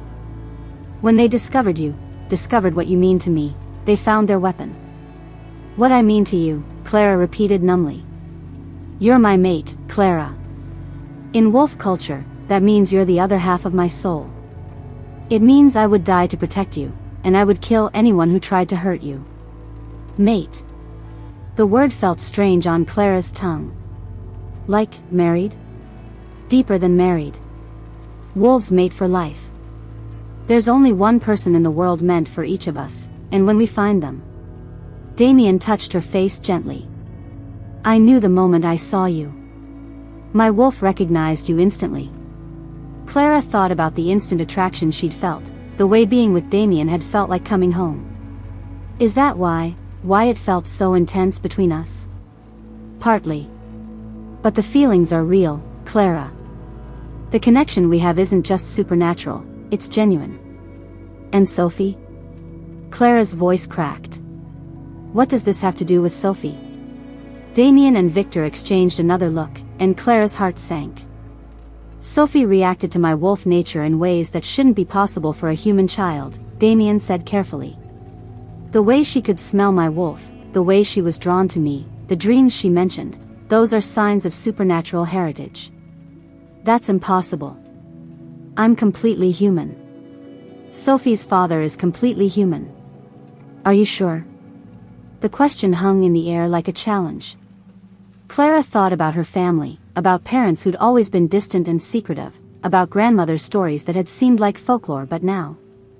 "My grandmother used to tell stories," Clara said slowly. "About our family, about why we moved around so much when my mother was young. She said we were protectors once, guardians of something important." Victor leaned forward. "What kind of protectors?" "I thought they were just stories. Tales about ancestors who hunted monsters, who kept people safe from things that went bump in the night." Clara laughed shakily. She called them wolf hunters. The silence that followed was deafening. "Clara," Damien said very carefully, "what was your grandmother's maiden name?" "Chen. That's where I got my last name when I divorced Ethan. I went back to my family name." "Chen," Victor whispered. "Jesus Christ, Damien.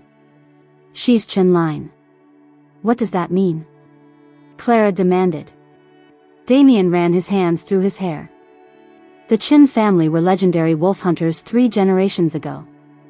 But they weren't our enemies, they were our protectors. They hunted the wolves who went rogue, who threatened to expose our world or hurt innocent people. My family hunted werewolves." "Your family saved werewolves," Damien corrected. "They kept the balance, maintained the secret, protected both our worlds. But the bloodline was thought to be extinct." "Apparently not," Victor said grimly. Clara felt like the world was spinning out of control. "So Sophie might be what, exactly?" "A bridge," Damien said. "Someone who carries both hunter and wolf genetics. Someone incredibly rare and incredibly powerful. Powerful enough that rival packs would kill for her.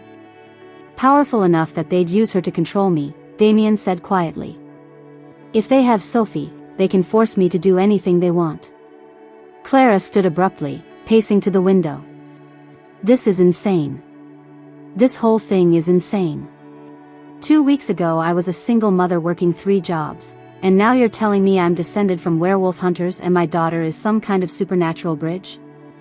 I know it's a lot." "A lot?" Clara spun around. "Damien, you're talking about fairy tales. About monsters and magic and bloodlines. You're talking about a world that doesn't exist. A world that kidnapped your daughter, Victor said quietly.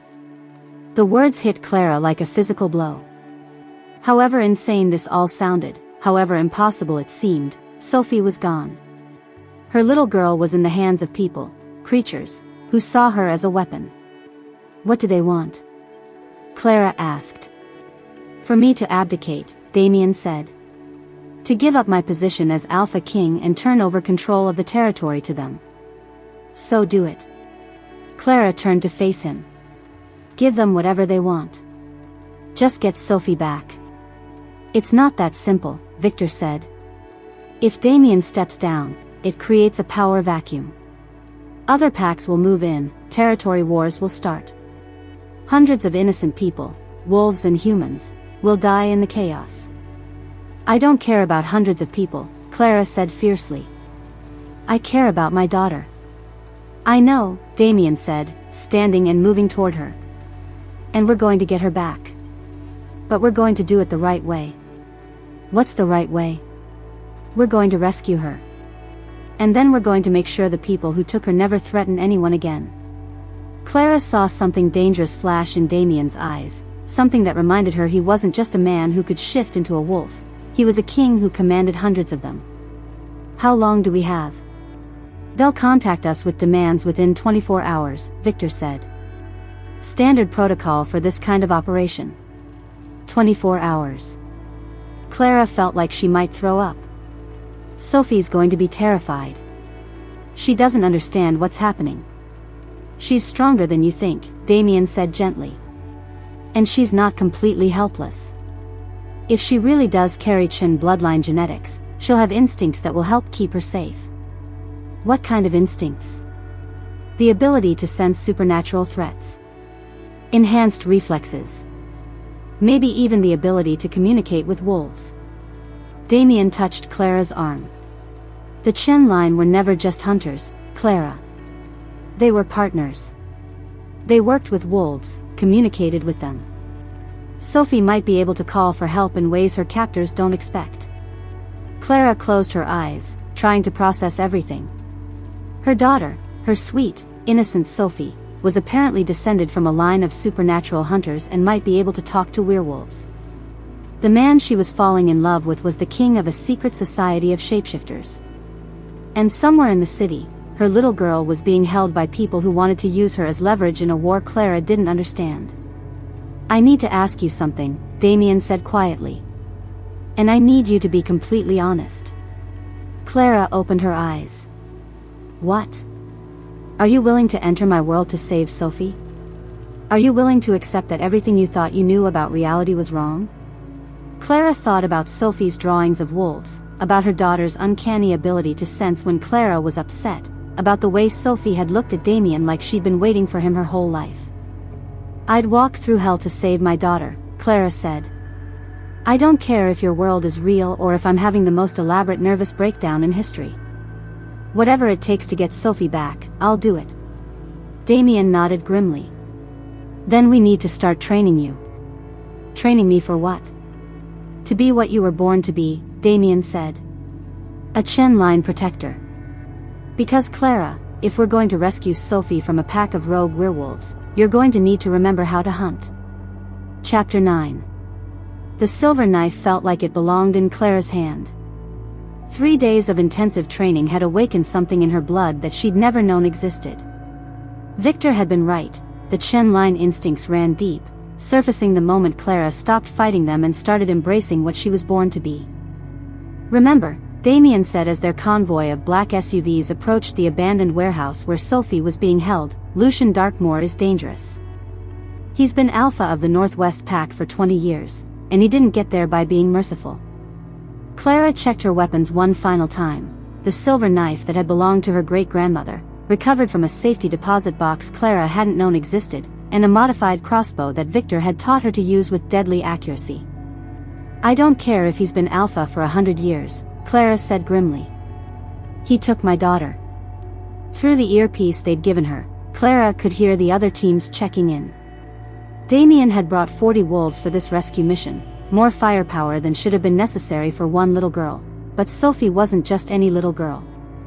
She was the bridge between two worlds, and Lucian Darkmoor had proven he'd kill to possess that power. Clara. Damien caught her hand as they prepared to exit the vehicle.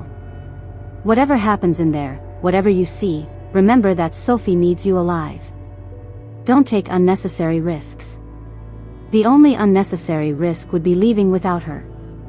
Damien nodded grimly. He was in full alpha mode now, controlled, lethal, every inch the king he'd been born to be. But Clara could see the worry in his eyes, the way his hands clenched when he thought about Sophie in enemy hands. The warehouse district was eerily quiet as they approached the target building. Too quiet. Clara's newly awakened hunter instincts were screaming that something was wrong. "It's a trap," she whispered into her mic. "I know," Damien replied. "But it's a trap we have to walk into." They moved in coordinated silence, teams spreading out to cover all exits. Clara stayed close to Damien, her heart hammering as they approached the main entrance. Somewhere inside this building was her daughter, and Clara would tear the place apart with her bare hands if necessary to get Sophie back. The first gunshot shattered the night silence. "Contact, east side," someone reported through the comm, multiple hostiles. Then all hell broke loose. Clara had trained for combat, but nothing could have prepared her for the reality of a supernatural battle. Wolves shifted mid-fight, becoming blurs of fur and fang that moved too fast for human eyes to track. The sounds were unlike anything she'd ever heard, growls and howls and the wet sounds of violence that made her stomach clench. "Sophie!" Clara called as they fought their way deeper into the warehouse. "Sophie, where are you?" A small voice answered from somewhere in the maze of shipping containers. "Mommy? Mommy, I'm here." Clara's heart leaped. Sophie was alive, and she sounded strong. "We're coming, baby. Stay where you are." Damien and Clara fought side by side, moving towards Sophie's voice with grim determination. Clara's chin-line instincts guided her movements, made her faster and more lethal than she'd ever imagined possible. When a rogue wolf lunged at her, she moved without thinking, her silver knife finding its target with deadly precision. They found Sophie in a makeshift cage in the center of the warehouse, surrounded by 3 wolves in human form who were clearly her guards. But Clara's daughter wasn't cowering in terror as Clara had expected. Sophie was glowing. Not literally, but there was something about her that seemed to shimmer in the dim light, something that made the air around her hum with power. Her eyes were bright gold, wolf eyes, and when she saw Clara, she smiled. "I knew you'd come," Sophie said calmly. "The wolves told me you would." "What wolves, baby?" Sophie pointed to the shadows around her cage, and Clara suddenly realized they weren't empty. Dozens of spectral wolves surrounded Sophie, translucent and shimmering, their eyes fixed protectively on the little girl. "The ancestor wolves," Sophie explained matter-of-factly. "They've been keeping me safe." Damien stared in wonder. "She's manifested the Chen-line gift. She can call the pack spirits." "We can discuss family magic later," Clara said, raising her crossbow as the guards realized they'd been found. "Right now, we're getting out of here." The fight was brutal but brief. Clara's training kicked in, her movements precise and deadly, while Damien fought with the controlled fury of an alpha protecting his family. Within minutes, all 3 guards were down. Clara was working on the lock of Sophie's cage when a slow clap echoed through the warehouse. "Impressive," a voice said from the shadows. "I can see why Damien is so taken with you." Lucian Darkmoor stepped into the light, and Clara immediately understood why this man commanded fear. He was tall and lean with silver hair and eyes like winter ice, but it was the aura of barely contained violence that made her skin crawl.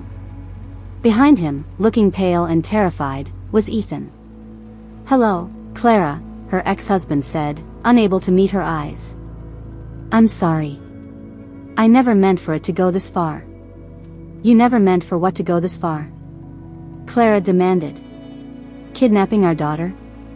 Terrorizing a 6-year-old? The original plan was just custody," Ethan said miserably. "They were going to pay me to take Sophie, to get her away from Damien." I needed the money, Clara. Jessica's pregnant, and I'm drowning in debt, and they offered me enough to start over. But then you had to complicate things, Lucian said, his cold gaze fixed on Damien. You had to fall in love with her. You had to claim her as your mate. Suddenly, the little girl became much more valuable. Let them go, Lucian, Damien said, his voice carrying the full weight of his alpha authority. Your fight is with me. Oh, but they are my fight with you. Lucian smiled, and it was the most chilling expression Clara had ever seen. Did you really think I'd settle for just territory?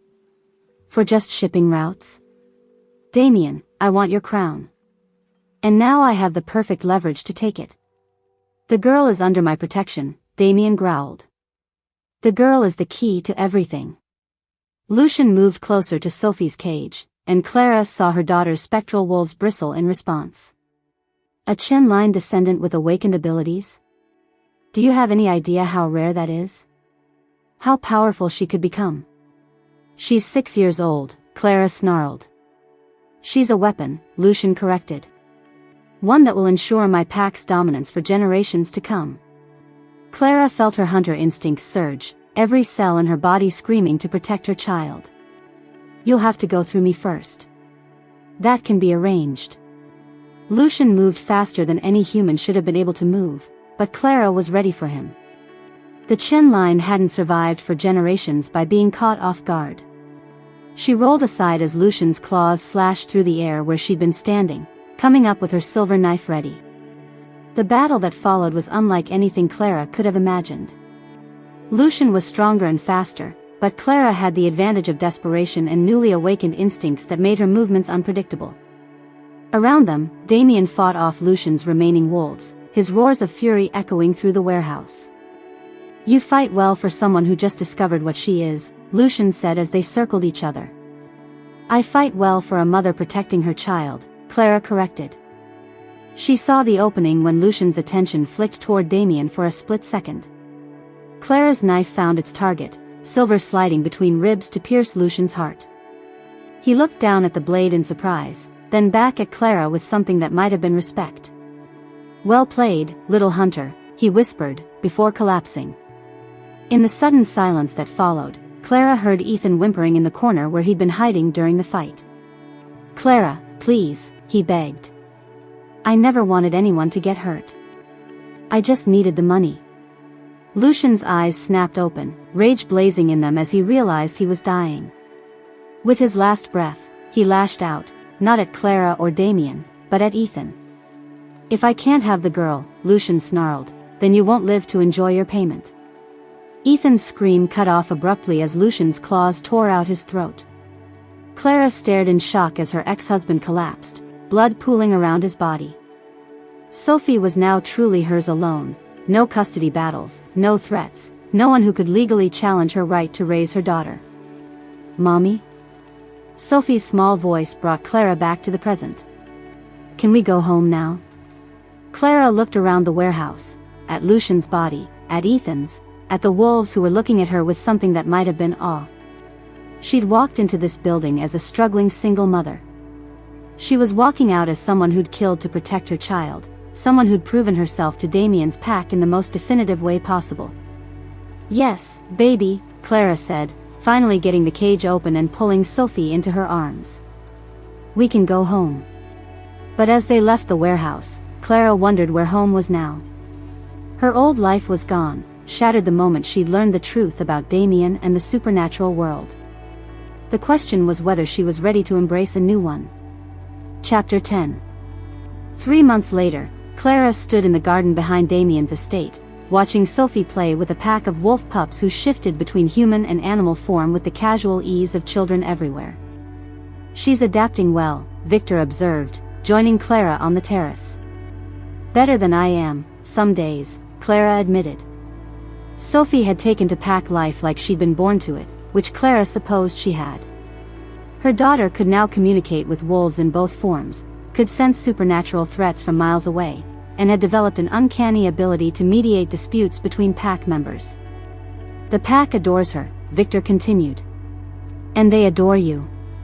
Clara smiled. It was true, The wolves who'd initially been suspicious of their alpha's human mate had completely embraced her after the warehouse battle. Clara Winters, who'd killed an enemy alpha to protect her daughter, was now spoken of in the same reverent tones as the legendary chin-line hunters of old. Clara. She turned to find Damien approaching, and her heart still skipped a beat at the sight of him. 3 months of living in his world hadn't diminished the attraction between them. If anything, it had deepened into something that felt like the other half of her soul. "We need to talk," Damien said, and something in his tone made Clara's pulse quicken. He led her to the small pavilion where they'd had their first real conversation about the supernatural world, where Clara had made the decision to embrace what she was born to be. "I have something to ask you," Damien said, dropping to one knee and pulling out a ring box. Clara's breath caught. The ring was stunning, a sapphire surrounded by diamonds that caught the afternoon light like captured stars. "Clara Winters," Damien said, his voice rough with emotion, "will you be my mate? Will you be the Luna Queen of this pack? Will you let me love you and Sophie for the rest of our lives?" Clara stared down at him, this man who'd turned her world upside down and then helped her rebuild it into something beautiful.